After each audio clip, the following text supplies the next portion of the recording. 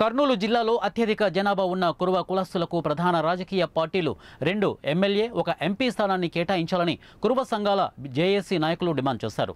కర్నూలు జిల్లాలో 4 లక్షలకు పైగా కురువలు ఓట్లు ఉన్నాయని, అయినా తమ కులానికి రాజకీయ పార్టీలు ఎమ్మెల్యే ఎంపీ స్థానాలను కేటాయించడం లేదని వారు తెలిపారు.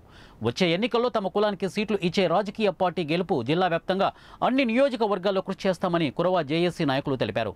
తమకు కర్నూలు ఎంపీ 2 అసెంబ్లీ స్థానాలు కేటాయించాలని, లేని పక్షంలో ప్రతి నియోజకవర్గంలో కురువ జేఏసీ ఆధ్వర్యంలో స్వతంత్ర అభ్యర్థిని నిలబెడతామని వారు తెలిపారు. ఆ విధంగా కాని పక్షంలో రాజకీయ పార్టీలకు బుద్ధి చెప్పేందుకు నోటాకు ఓట్లు వేస్తామని హెచ్చరించారు.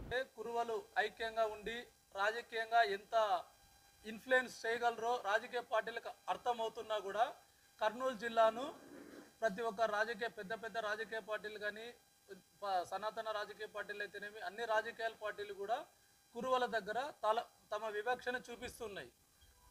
కర్నూలు పార్లమెంట్లో టోటల్ 16 లక్షల ఓట్లుంటే 12 లక్షల ఓట్లు పోల్ అయితే గెలిచే అభ్యర్థికి దగ్గర 4 నుంచి 5 లక్షల ఓట్లు వస్తే అభ్యర్థి పార్లమెంటులో ఎంపీ అభ్యర్థిగా గెలిచే అవకాశం ఉంది.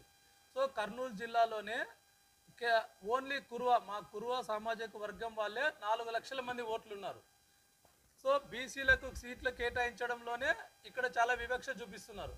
ఒకవేళ బీసీలకు పొరపాటున ఎప్పుడన్నా సీట్లు కల్పించినా కూడా అవి వేరే కులాలకు ఇస్తున్నారు తప్ప కురువ కులానికి కర్నూలు జిల్లాలో పూర్తిగా ఏమాత్రం రాజకీయ అవకాశాలు కల్పించడం లేదు.